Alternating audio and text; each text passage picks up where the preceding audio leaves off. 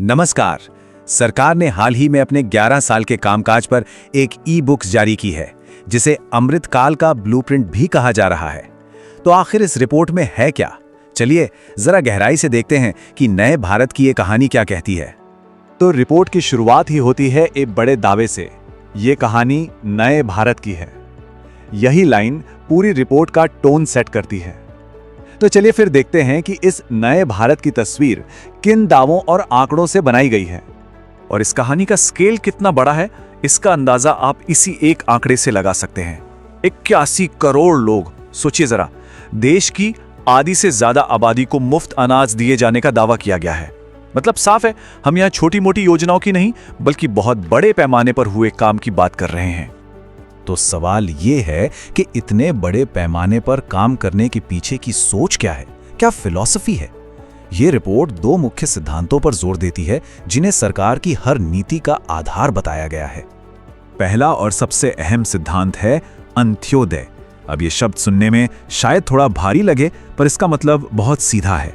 विकास का फायदा तब तक अधूरा है जब तक वो समाज की आखिरी कतार में खड़े व्यक्ति तक न पहुंच जाए। यानी जब तक सबसे जरूरतमंद को मदद नहीं मिलती, तब तक मिशन पूरा नहीं हुआ। लेकिन अंत्योदय सिर्फ एक आइडिया नहीं है। रिपोर्ट के मुताबिक इसे जमीन पर उतारने का तरीका भी बहुत साफ है।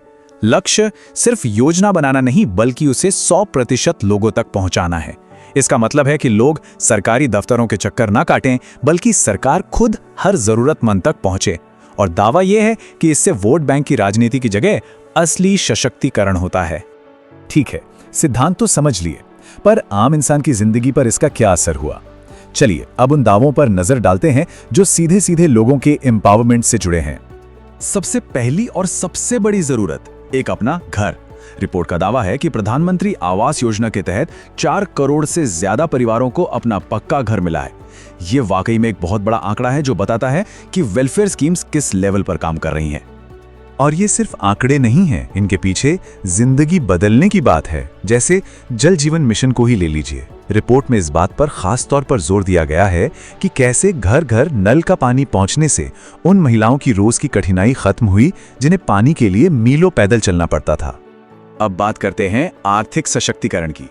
ये जो चार्ट दिख रहा है, ये एक बहुत दिलचस्प कहानी कहता है। छोटे बिजनेस के लिए दिए जाने वाले मुद्रा लोन में से 68% यानी 2/3 से भी ज्यादा महिला उद्यमियों को मिले हैं। ये आंकड़ा महिला केंद्रित विकास के दावे को और पुख्ता करता है। और किसानों के लिए क्या? कृषि इंफ्रास्ट्रक्चर पर भी काफी जोर है। जरा ये तुलना देखिए। 2014 से पहले पूरे देश में सिर्फ 3 मेगा फूड पार्क थे, और अब 24। ये तो सीधा सीधा 8 गुना का उछाल है। तो ये तो हुई लोगों को सशक्त करने की बात। अब जरा बड़े कैनवस पर देखते हैं, एक आधुनिक देश बनाने के लिए इंफ्रास्ट्रक्चर और टेक्नोलॉजी पर क्या काम हुआ है। भारत के डिजिटल ट्रांसफॉर्मेशन की कहानी की नींव रखी गई है जैम ट्रिनिटी पर। JAM, जनधन, आधार और मोबाइल, यानी बैंक अकाउंट, डिजिटल पहचान और कनेक्टिविटी। रिपोर्ट कहती है कि इसी तिकड़ी ने बिचौलियों को सिस्टम से हटाया और सरकारी योजनाओं का पैसा सीधे लोगों के खाते में पहुंचाया। और इस डिजिटल लहर को ताकत किससे मिली? सस्ते डेटा से। जरा इस चार्ट पर नजर डालिए।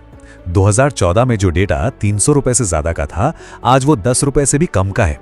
इसी ने तो इंटरनेट को हर घर, हर गांव तक पहुंचाया है। और इसका नतीजा ये है कि आज भारत दुनिया का डिजिटल पेमेंट हब बन गया है। सोचिए, ACI वर्ल्ड वाइड की रिपोर्ट के मुताबिक दुनिया में होने वाले हर 100 रियल टाइम डिजिटल लेन देन में से करीब 49 अकेले भारत में होते हैं। ये सच में कमाल का आंकड़ा है। डिजिटल हाईवे के साथ साथ जमीन पर भी रफ्तार दिख रही है। रिपोर्ट के मुताबिक आज देश में हर दिन औसतन 34 किलोमीटर नए हाईवे बन रहे हैं। ये स्पीड बताती है कि देश को आपस में जोड़ने का काम कितनी तेजी से चल रहा है। अच्छा, देश के अंदर तो ये सब हो रहा है, पर दुनिया के मंच पर भारत की क्या छवि बन रही है?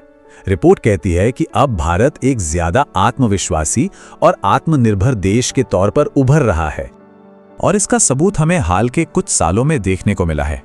चाहे अफगानिस्तान में फंसे नागरिक हो, यूक्रेन में युद्ध के बीच से छात्रों को निकालना हो, या फिर तुर्की में आए भूकंप में मदद पहुंचाना हो। ये टाइमलाइन दिखाती है कि कैसे भारत ने मानवीय संकटों में फर्स्ट रिस्पॉन्डर की भूमिका निभाई है। और इस बढ़ते आत्मविश्वास के पीछे जो बड़ी सोच है वो है आत्मनिर्भरता। इसका सीधा सा मतलब है अपनी जरूरतें, खासकर रक्षा जैसे जरूरी मामलों में खुद पूरी करना और दूसरे देशों पर अपनी निर्भरता को कम करना। तो इस आत्मनिर्भरता की नीति का असर क्या हुआ, आंकड़ा देखिए। रिपोर्ट के मुताबिक भारत का रक्षा निर्यात 2014 से अब तक 34 गुना बढ़ चुका है। यानी जो देश पहले सिर्फ रक्षा सामान खरीदता था वो अब दुनिया को बेच भी रहा है। भारत की इस वैश्विक सोच की सबसे बड़ी झलक हमें G20 की अध्यक्षता में मिली, जब भारत ने दुनिया को वसुधैव कुटुंबकम का मंत्र दिया, यानी एक पृथ्वी, एक परिवार, एक भविष्य। रिपोर्ट के मुताबिक इस भारतीय विचार को पूरी दुनिया ने सराहा। तो इन सभी दावों, आंकड़ों और कहानियों को अगर एक साथ देखें तो रिपोर्ट एक बड़ी तस्वीर बनाती है। वो ये कि पिछले 11 साल भविष्य की तैयारी थे, एक ऐसे भविष्य की जिसे अमृत काल कहा जा रहा है। तो इस रिपोर्ट का सार क्या है? सार ये है कि ये 11 साल एक बड़े बदलाव की नींव थे। एक ऐसा विकास जो सबको साथ लेकर चले, जो समाज के आखिरी इंसान को भी ताकत दे, वर्ल्ड क्लास इंफ्रास्ट्रक्चर बने और दुनिया में भारत की एक मजबूत आवाज हो। ये सब मिलकर विकसित भारत का रास्ता बनाते हैं। तो ये रिपोर्ट इन 11 सालों को एक मजबूत बुनियाद की तरह पेश करती है, लेकिन ये हमें एक बहुत बड़े सवाल के साथ भी छोड़ जाती है कि अगर ये सिर्फ बुनियाद है तो इस पर बनने वाले अमृतकाल की इमारत आखिर दिखेगी कैसी? इसका अगला पड़ाव क्या होगा? इसी सवाल के साथ आज के लिए बस इतना ही। धन्यवाद।